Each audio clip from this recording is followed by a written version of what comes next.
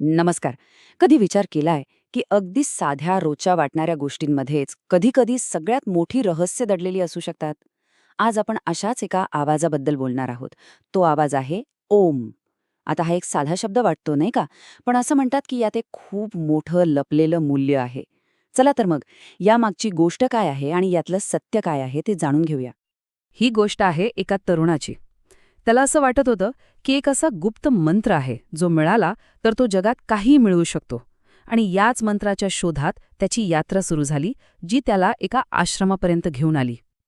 त्याला पक्की खात्री होती की तो गुप्त मंत्र मिळाला की आयुष्यातल्या सगळ्या अडचणी संपून जातील. याच आशेने तो एका महान आचार्यांकडे पोहोचला आणि त्याने तो मंत्र देण्याची त्यानं विनंती केली. आचार्यांनी होकार दिला, पण एक अट घातली. अट अशी होती की त्याला काही काळ आश्रमात राहून सेवा करावी लागेल. तो तरुण लगेच तयार झाला. 2 वर्ष त्याने सेवा केली आणि मग शेवटी तो दिवस उजाडला. आचार्यांनी त्याच्या कानात अगदी हळूच तो गुप्त मंत्र सांगितला, आणि तो मंत्र होता ओम. आता हे ऐकून तो तरुण तर पुरता हैराण झाला. त्याला वाटलं, अरे, आपली तर फसवणूक झालीये. कारण ओम हा शब्द तर तो रोजच ऐकत होता.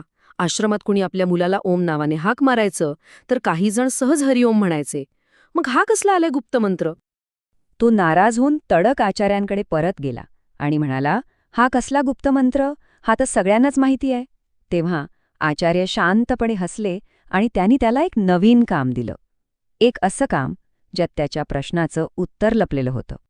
आचार्यांनी त्याच्या हातात एक अगदी साधा दिसणारा दगड ठेवला आणि त्याला सांगितलं की जा, बाजारात जाऊन याची किंमत काय आहे ते विचारून ये.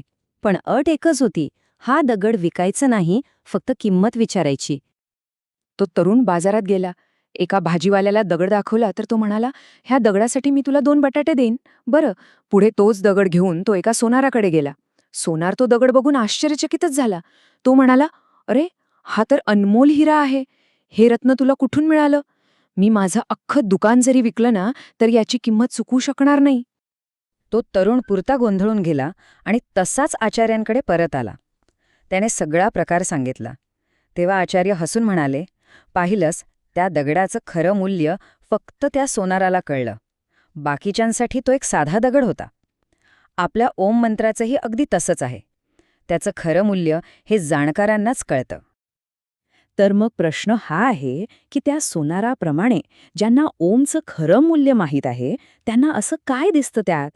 या इतक्या साध्या वाटणाऱ्या शब्दात नक्की काय दडले? चला, आता तेच समजून घेऊया. असं मानलं जातं की ओमच्या उच्चारणाचे अनेक फायदे आहेत आणि हे फायदे थेट आपल्या शारीरिक आणि मानसिक आरोग्याशी जोडलेले आहेत. असं म्हणतात की ओमच्या नियमित जपाने आपल्या आजूबाजूचं वातावरण शुद्ध होतं. एक पॉझिटिव्ह व्हायब्रेशन तयार होतं.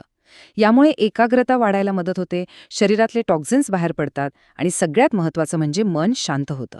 इतकंच नाही तर हे थायरॉइड ग्रंथीसाठी आणि ब्लड प्रेशर नियंत्रणात ठेवण्यासाठी फायदेशीर असल्याचं सांगितलं जातं. आणि एक इंटरेस्टिंग गोष्ट सांगतो. काही वर्षांपूर्वी नासाने सूर्याच्या पृष्ठभागावरच्या आवाजाचं रेकॉर्डिंग केलं होतं आणि आश्चर्याची गोष्ट म्हणजे तो आवाज आणि ओमचा उच्चार यात कमालीचं साम्य आढळून आलं. ओमचा संबंध फक्त आवाजाशी नाहीये, तर तो आपल्या श्वासाशीही जोडलेला आहे आणि आपला श्वास थेट आपल्या आयुष्याशी जोडलेला आहे. योगिक तत्वज्ञानानुसार आपलं आयुष्य आपण किती वर्ष जगतो यावर नाही, तर आपण किती श्वास घेतो यावर अवलंबून असतं. याचा सरळ सरळ अर्थ असा होतो की आपला श्वास जितका संथ आणि खोल असेल, आपलं आयुष्य तितकंच जास्त असेल. हे बघा, इथे किती छान उदाहरण दिलंय. कासव एका मिनिटात फक्त 5 वेळा श्वास घेतं आणि जगण्याचा कालावधी तब्बल 350 वर्षांपर्यंत. आता याच्या अगदी उलट कुत्रा बघा, मिनिटाला 24 ते 40 वेळा श्वास घेतो आणि आयुष्य साधारण 13 वर्ष. आणि आपण म्हणजे माणसं साधारणपणे 10 ते 15 वेळा श्वास घेतो. म्हणजे एक संबंध दिसतोय नाही का? तर श्वास नियंत्रित करण्यासाठी ही एक सोपी पद्धत आहे. 3 सेकंद श्वास आत घ्यायचा, मग 3 सेकंद रोखून धरायचा, त्यानंतर 6 सेकंदात हळूहळू पूर्ण बाहेर सोडायचा आणि पुन्हा 3 सेकंद थांबायचं. ही प्रक्रिया रोज काही वेळा केल्यास फायदा होऊ शकतो असं सांगितलं जातं. आता आपल्या मनात प्रश्न येऊ शकतो की या सगळ्याला काही वैज्ञानिक आधार आहे का? तर हो, काही संशोधक आणि प्रयोग या प्राचीन ज्ञानाला आता विज्ञानाच्या दृष्टिकोनातूनही पाहत आहेत. ऑक्सफर्ड युनिव्हर्सिटीचे माजी संशोधक डॉक्टर पीटर रसेल यांनी तर ओम मंत्रावर खूप संशोधन केलंय आणि त्यांच्या मते या मंत्राची शक्ती इतकी प्रचंड आहे की त्यांनी ओम =mc² असं एक समीकरणच मांडलंय. इतकंच नाही, चीन कृषी विद्यापीठाच्या एका प्रयोगात असं दिसून आलं की मंत्रोच्चारामुळे पिकांची वाढ 15% वाढली. आणि स्पेनमधल्या बार्सिलोना इथल्या एका हॉस्पिटलमध्ये तर शस्त्रक्रियाआधी रुग्णांना ओम मंत्र ऐकवल्यामुळे त्यांना भूल देण्याची गरज तब्बल 50% कमी झाली. हा प्रयोग स्वामी निरंजनानंद सरस्वती यांनी 1979 मध्ये केला होता. त्यांनी रुग्णांना हेडफोनद्वारे फक्त 5 मिनिटं ओम जप ऐकवला आणि त्यानंतर त्यांचे ECG, EEG रिपोर्ट नॉर्मल आले. हृदयाचे ठोके आणि ब्लड प्रेशर नियंत्रणात आलं आणि त्यांचा मानसिक ताणही कमी झाला होता. तर या सगळ्यावरून एक गोष्ट लक्षात येते की ओम हा केवळ एक शब्द किंवा आवाज नाही, त्यामागे एक कथा आहे, एक तत्वज्ञान आहे आणि काही वैज्ञानिक निरीक्षणं सुद्धा आहेत. शेवटी एक साधा पण खूप महत्त्वाचा प्रश्न उरतो.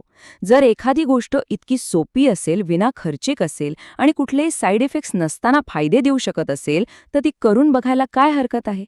विचार करायला लावणारी गोष्ट आहे, नाही का?